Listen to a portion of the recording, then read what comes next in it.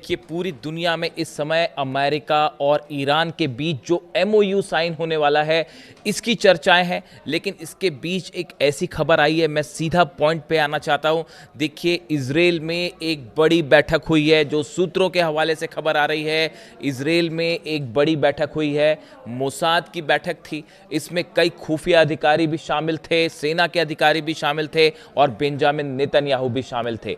बड़े स्तर पर इजराइल में एक बैठक के बाद अब यह प्लान तैयार हो रहा है कि अगर अमेरिका और ईरान के बीच जिस एमओयू को लेकर एक मत हुए हैं दोनों, अगर इस पर साइन हो जाते हैं तो फिर इजराइल को क्या करना है, इजराइल की आगे की रणनीति क्या होगी।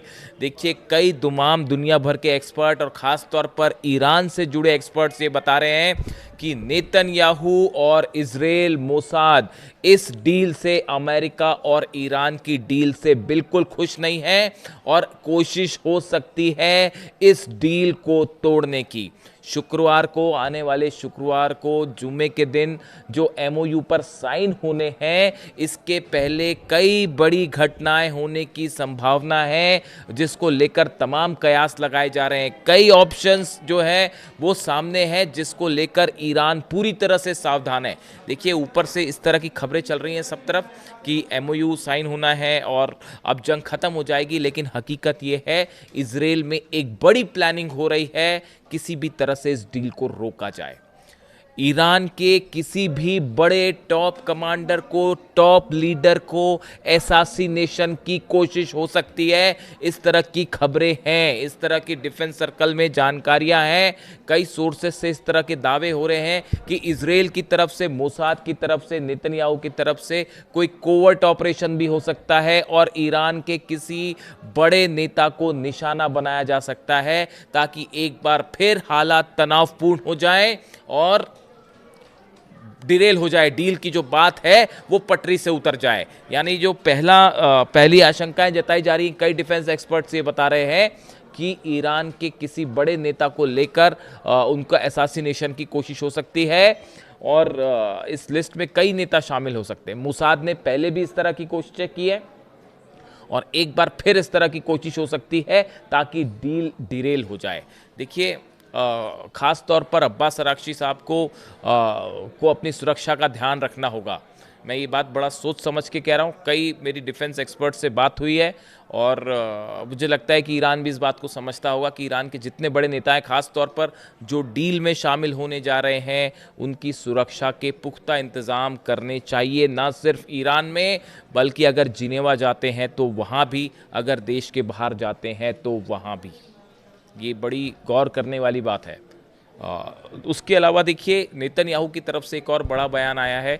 नेतन्याहू का ये कहना है कि लेबनान में जो हमारा ऑपरेशन चल रहा है, खास तौर पर हिजबुल्लाह के खिलाफ, वो हम नहीं रोकने वाले और अगर कोई डील होती भी है तो इसमें हमारा लेबनान में जो एक्शन चल रहा है, खास तौर पर दक्षिणी लेबनान में, उस पर कोई असर नहीं पड़ेगा, वो हमारा ऑपरेशन वैसे ही जारी रहेगा। यानी नेतन्याहू लेबनान को लेकर इस डील की बातों को मानने को तैयार नहीं है, ये इस वक्त की खबर है। नेतन्याहू का कहना ऐसा है कि जो खास तौर पर दक्षिणी लेबनान में जो ऑपरेशन चल रहे हैं, देखिए, एक तो बहुत बड़ी ज़मीन है लेबनान की जिस पर इजराइल की सेना ने कब्जा करके बैठी हुई है। क्या ये नेतन्याहू ये ज़मीन खाली करके वापस आने को तैयार हो जाएंगे, जैसा कि ये डील का हिस्सा हो सकता है? क्या लेबनान पे हमला करने से रुक जाएंगे नेतन्याहू? फिलहाल इसकी संभावनाएं बेहद कम दिखाई दे रही हैं। देखिए, डील पेपर पे होना एक अलग बात है और 3000 बार जो है वो अलग अलग हमले हुए हैं पिछले कुछ वक्त के अंदर लेबनान के ऊपर। तो ऐसे हालात में क्या लेबनान को लेकर जो शर्त ईरान ने रखी है कि लेबनान में शांति होनी चाहिए, हमले नहीं होने चाहिए। बीती रात भी आपने देखा जिस तरह से बेरूत पर हमले हुए, उसके बाद ईरान ने अपनी मिसाइल्स तैयार कर दी थी और यह ऐलान भी कर दिया था ईरान की सेना की तरफ से कि आज रात इजराइल को करारा जवाब दिया जाएगा जो बेरूत पर उसने हमले किए हैं। और अगर आप ये सोचते हैं कि हमारे सहयोगियों को लेकर आप डील कर लेंगे, तो हम तैयार नहीं हैं उसके लिए, ये डील नहीं हो सकती। उसके बाद बड़ी मुश्किल से अमेरिका की तरफ से जो है वो सुलह करवाई गई और किसी तरह से ईरान को हमले से रोका गया, वरना बीती रात ही इजराइल के ऊपर मिसाइल्स बरसनी तय थी। ये बात साफ हो गई थी। अब उसके बाद अब हालात ये है कि ये एमओयू की बात सामने आ गई है, लेकिन क्या नेतन्याहू इस डील को होने देंगे, ये अपने आप में एक बड़ा सवाल है। और यही वजह है कि ईरान के 3 बड़े अहम बयान सामने आए हैं। देखिए, सबसे बड़ा बयान आया है मोहम्मद बागेर जोलगद्र का, जो सेक्रेटरी हैं सुरक्षा समिति जो है, सिक्योरिटी काउंसिल जो है ईरान की, इसके सेक्रेटरी हैं मोहम्मद बागेर जोलगद्र। इनकी तरफ से बयान आया है कि किसी भी तरह का अगर कोई भी छोटा सा भी हमला होता है, चाहे वो लेबनान में हो, चाहे ईरान में हो, चाहे ईरान के किसी सहयोगियों पर हो, तो उसका करारा जवाब इजराइल को दिया जाएगा। ये बयान ईरान की सिक्योरिटी काउंसिल के सचिव मोहम्मद बागेर जोलगद्र साहब की तरफ से आया है। दूसरा बयान अली अब्दुल्लाही की तरफ से आया है, जो कि ईरान की सेना के बड़े अधिकारी हैं, बड़े कमांडर हैं। उन्होंने कहा है कि हमारी फिंगर्स जो हैं वो बटन पर हैं और इजराइल की तरफ से एक गलती की गई और जवाब दिया जाएगा। देखिए, उन्होंने ईरान के सुप्रीम लीडर मुस्तफा खामेनी साहब के भी निर्देशों का हवाला दिया, और मुस्तफा खामेनी ने बताया जा रहा है कि जो सुप्रीम लीडर हैं मुस्तफा खामेनी साहब, उनकी तरफ से अपनी सेना को साफ निर्देश दे दिए गए हैं कि जितनी मिसाइल्स हैं उनको अलर्ट मोड पर रखा जाए, लॉन्च मोड पे रखा जाए। जो ड्रोन्स हैं उनको लॉन्च मोड पे रखा जाए। जितने जहाज हैं, चाहे होर्मुज के आसपास जहां भी हैं, उनको पूरी तरह से हमले, जो छोटी बोट्स हैं उनको तैयार रखा जाए। यानी ईरान में एक तरफ तो डील की बात है, एमओयू पे साइन हो रहे हैं, लेकिन दूसरी तरफ ईरान इस बात को अच्छी तरह से समझ रहा है कि इजराइल की तरफ से बड़ी साजिश रची जा रही है। और ये खबरें हैं, डिफेंस सर्कल में ये खबरें हैं कि जो है पूरी कोशिश होगी इस डील को रोकने की, और एक भी हमला पूरी स्थिति को बिगाड़ सकता है। और इसीलिए ये कहा जा रहा है कि कोई कोवर्ट ऑपरेशन भी हो सकता है। देखिए, लगातार ईरान से इस तरह की खबरें आती हैं कि ईरान में धमाके हो रहे हैं, ईरान में कई जगह आग की खबरें आई। बड़ी संख्या में ईरान के अंदर मोसाद, सीआईए के एजेंट्स हैं, कई ऐसे लोग हैं जो जासूसी का काम कर रहे हैं, और लगातार वहाँ पर जो है वो धमाके होते रहते हैं और कोवर्ट ऑपरेशन होते रहते हैं। ऐसे में एक बार फिर ईरान को किसी भी रूप में निशाना बनाया जा सकता है, किसी भी वक्त ईरान पे एक बड़ा हमला हो सकता है। इसके लिए ईरान पूरी तरह से तैयार है, और यही वजह है कि मुस्तफा खामेनी साहब ने जो है अपनी सेना को ये निर्देश दिया है, अपने सारे बड़े अधिकारियों को ये निर्देश दिया है कि भले बातचीत हो रही हो, एमओयू पर साइन करने की बात है, सब है ठीक है, डील अपनी जगह है, लेकिन तैयारी पूरी रखनी है किसी भी हमले का करारा पलटवार करने के लिए। तो देखिए, हालात जो हैं ऊपर जो दिख रहे हैं, डील एमओयू को लेकर अंडरस्टैंडिंग बन गई है, और इसमें बहुत बड़ी जीत है ईरान की। मतलब इस डील में भी आप समझिए ऑलमोस्ट जितनी बड़ी शर्तें थी ईरान की, वो सब की सब डोनाल्ड ट्रंप ने मांग ली है। होर्मुज में अमेरिकी सेना पीछे हटेगी, बात नंबर 1। बात नंबर 2, ईरान सर्विस टैक्स लेने की जो बात कह रहा है उसके बारे में अभी कुछ कहा नहीं जा रहा, लेकिन सोर्सेज से ये खबर है कि ईरान जो है वो वहाँ से एक सर्विस टैक्स लेगा जो जहाज़ वहाँ से गुजरेंगे, इसको लेकर। देखिए, तीसरी जो सबसे अहम बात है इस एमओयू में, जिसको लेकर डोनाल्ड ट्रंप ने खुद बयान दिया है कि हॉर्मुज से बारूदी सुरंगें जो बिछी हुई हैं ईरान की, वो हटाई जाएंगी। अब ये थोड़ा सा ईरान को सावधान रहने की ज़रूरत है इस बात पे, क्योंकि एक बार अगर बारूदी सुरंगें हट जाती हैं तो ऐसे हालात में एक प्रकार से वहां पर जहाज, कोई अगर अमेरिका के कोई जहाज हैं या दुश्मन देश के कोई जहाज वहां पर अंदर घुसने की कोशिश करें, तो उनके लिए वो रास्ता कुछ हद तक खुल जाएगा। इस बात को लेकर थोड़ा सा सावधान रहने की ज़रूरत है, क्योंकि ये बारूदी सुरंगों का बिछा रहना ये सबसे बड़ी वजह थी जिसके चलते अमेरिका के जहाज़ ईरान पर आगे बढ़ के हमला नहीं कर पाए, और कोई ताकत उन बारूदी सुरंगों को वहाँ से नहीं हटा पा रही थी। ऐसे हालात में अब वहाँ से बारूदी सुरंगों को हटाने का काम एक तो काफ़ी लंबा चलेगा, और वो हटने के बाद ईरान को हॉर्मुज में अलर्ट रहने की सख्त ज़रूरत है। देखिए, इसके अलावा जो दूसरी बड़ी अहम खबर है कि जो 24 बिलियन डॉलर्स की जो संपत्ति ईरान की सीज है, उसमें से 12 मिलियन यानी आधे पैसे इस एमओयू के साइन होने के आसपास रिलीज कर दिए जाएंगे, उसके पहले रिलीज कर दिए जाएंगे। ये ईरान की बहुत बड़ी जीत होगी, जिसके लिए पहले अमेरिका तैयार नहीं था, लेकिन अंततः मुस्तफा खामेनी के सामने ट्रंप को झुकना पड़ा। तीसरी और सबसे अहम बात, ईरान अपना यूरेनियम किसी देश को नहीं सौंपेगा। ये बहुत बड़ी जीत है ईरान की। देखिए लगातार अमेरिका ये कहता रहा कि हम यूरेनियम ले लेंगे, इस तरह के बयान सामने आए कि यूरेनियम पर कब्जा किया जाएगा, लेकिन जो एमओयू है उसके मुताबिक ईरान का यूरेनियम ईरान के पास ही रहेगा। इतना ही नहीं, 3.67% एनरिचमेंट का अधिकार भी ईरान के पास रहेगा। जो बराक ओबामा ने जो डील की थी 2015 में, उसमें भी ये परमिशन थी। यानी आप देखिए ईरान की विदेश नीति की कितनी बड़ी हार है। यानी आप ये देखिए कि अमेरिका की विदेश नीति की कितनी बड़ी हार है ये। डोनाल्ड ट्रंप जो समझौता बराक ओबामा ने किया वो चल रहा था, पहले उसको तोड़ा, ये बोल के तोड़ा कि भाई ईरान परमाणु बम बना लेगा, जबकि ऐसा कुछ नहीं हो रहा था। आपने उस समझौते को तोड़ा, आपने हमला किया, और उसका नतीजा ये है कि अब वो जो नुकसान हुआ है भरपाई उसके जो पैसे हैं वो भी दिए जा रहे हैं, $300 अरब भी देने पड़ रहे हैं।